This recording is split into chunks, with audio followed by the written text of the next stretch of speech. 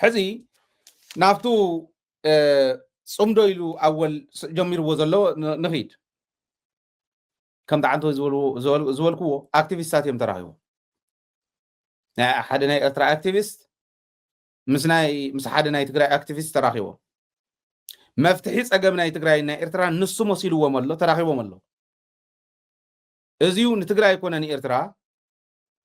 سلطاو صقم سلطاو رخم ندحر كوينو صبو سلطاو صقم تخوين مالت سلتي بدن بغير غزاب زغل صقم سلطاو صقم كفتر زغل انت خوينو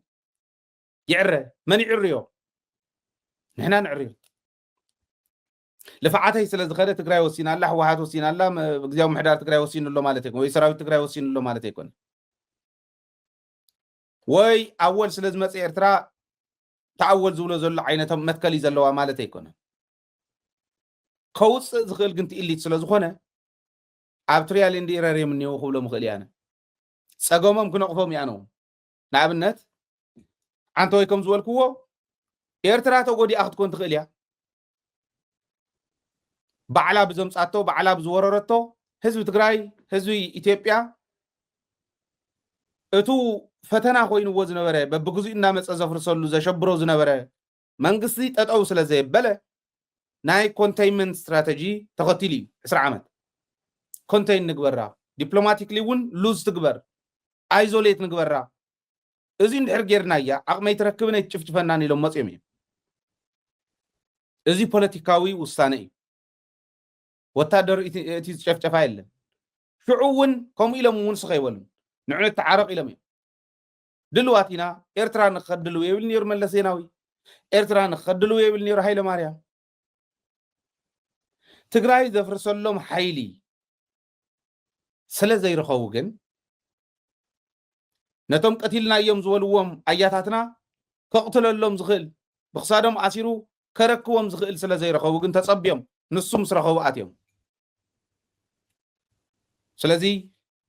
ትግራይ ዝፈጠረቶ ጸገም ይነበረን ኢትዮጵያ ዝፈጠረቶ ጸገም ውን ይነበረን ባህልያ ባዕሎም እዮም ንዑ ይባሃሉ ስለ ዝነበሩ ካሊእ ንውሽጢ ዘይንፈልጥ እንተሃሊ እንተነይሩ ኢንቨስቲጌት ክንገብር ኢና በቱ ዝሪኦ በቱ ኣነ ዝሪኦ በቱ ኣነ ዝርድኦ ግን ኣይነበረን ባህሊ ናቶም ፖለቲካዊ ዝንቡዕ ዝኾነ ፖለቲካዊ ርድኢት ነይርዎ ንሱ ኣብ ትግራይ ኣቲኻ ጆኖሳይድ ምስ ምፍጻም ማዕረ ገይሮም ትግራይ ውን ተጎዲኣ እያ ኤርትራ ውን ተጎዲኣ እያ ምባሎም ንፋዓተይን ኣወል ትኽክል ኣይኮነን ህዝቢ ትግራይ ዓለም ሪኣቶ ዘይትፈልጥ ጨፍጫፍ በፂሕዎ እዩ ስለዚ ህዝቢ ኤርትራ ንህዝቢ ትግራይ ክኩሕሶ ኣለዎ መንግስቲ ኤርትራ ንህዝቢ ትግራይ ክኩሕሶ ኣለዎ ተሓታቱ ውን ክኾነ ኣለዎ ሕቶና ብሕጊ ዓደባ ንክንውድኦ ንኽእል ኢና ዝብል እምነት ኣለና ጀኖሳይድ ተፈፂሙ ዋይ ትግራይ ዝብል ግን ንሕና ንኤርትራን ንቅድሚት ነቕፅሎ እሞ ኢንዲፐንደንት ዝኾነ ትግራይ ምፍጣር ናጽነት ትግራይ ምርግጋጽ ከምታ ናጽነትኩም ምርግጋጽ ተጻወትና ያሚና ተጻወቱ ተዘፍሰስኩም ወደም ግን ከሐስቦ ዘፍረስኩም መዝዕነኩም ወትካል ግን ህነጽዎ ንዑ ከህንጽ ዝኽእል ከሐሳምጹ በዲልና ኢና በሉ ህዝቢ ከሐስ ድሕሪኡ እንተደሊ ተሐወስ እንተደሊ ተደጋጊፉ ጠጠው ዝበለ ህዝቢ ይኹን ዝደጋገፋ ክልተ ሃገራት ይኾና ሃገር እንተኮይና ትግራይ ጸገም ይኮነት ንኤርትራ ሽልማት ያ ትኸውን ድጋፍ ያ ትኸውን እዚ ጌርና ክንከድ ንኽእል ዶ ከምዚ ዓይነቱ ዲስከሽን ይክግበር ዘሎ ኣነ ዕድል እንተረኺበን እሱ ይክገብር ተንፅዕረን ፃዕርታት እውን ኣብዚኣ ዝተመርኮሳ እየን ረብሓ ህዝቢ ትግራይ ንቅድሚት ከስተግር ዝኽእል እምበር ንድሕሪት ዝመልስ ረብሓ ህዝቢ ትግራይ ኮምፕሮማይዝ ገይሩ ዝኸይድ ዓይነት ኣካይዳ ሃይለ ይኸዶን ዝኸድ ሰብ እንተሃልዩን ክቃለሶ እዩ ተረኽቦም በዚ ክንግምግሞ ንኽእል ኢና ንምንታይ ተራኸቡ ግን ኣይበሃልን ኣብ ድፋዕ እኮ ሰራዊት እኒአን ከማና መንእሰይ ከማና ዝተምሃረ ኣብ ካሊእ ናብርኡ ክነብር ዝኽእል ኩልና ንነብረ የኮናን ዘለና ሂወት ኣይኮነን እዚ ግን ሰላም ዝደሊ ሰሪሑ ክበልዕ ዝደሊ መንእሰይ እኮ ይበረኻኒ ኣብ ድፋዕ ከምኡ ኢልና እንዳንነብር ወይስ ናብ ሰላም መምፂና ዝከሓዝ ተኻሒሱ ዳሕራይ ከይትደግሙ ተባሃሂሉ ተረዳዲእኻ ጀኒኑሊ ንዓና ጸገም የብሉ ንዓና ንኤርትራን ጸገም የብሉ ቋንቋ ውን ናይ ቋንቋ ባሬር ውን ይብልናን ከምቱ ብእንግሊዝኛ ብጣልያንኛ ተጻሕፈ በአምሓርኛ ተጻሕፈን ክልቲኦም ጌጋ ፈጢሮም ገለ እንዳተባሃለ ናይ ውጫለ ጸገም ዘምጽኹም ዝበሃል ጸገም ይህልወና ትግርኛና ስለ ዝኾነ ታሪኽና ስለ ዝኾነ ባህልና ስለ ዝኾነ እዚ ፀገም የብሉን እንታይ እዩ ዘጉርዓኩም ፀገም የብሉን ክዕረ ዝግብኦ ከም ትሕዝ ዝበልክዎ ግን ክዕረ ኣለዎ ኣታሊሎም ከይኣትዉ ፀገም ከይፍጠር ካልኣይ ጀኖሳይድ ከይፍፀሞ እዚ ህዝቢ ምስተውዓል የድሊ ኤርትራ ዋላቱ ከምቱ ሓደ ከም ዝብልዎ ናልባሽ ካብቲ ጀኖሳይድ ንምምላጥ ካብቲ ሓታትነት ንምምላጥ ተማኺሮም ዝገበርዎ ኣብይ ኣሕመድን ኢሳያስን ዝገበርዎ ደኾን ይኾን ኤክስትሪም ዋላ እንተኾነ እዚ ጥርጣረ እዚ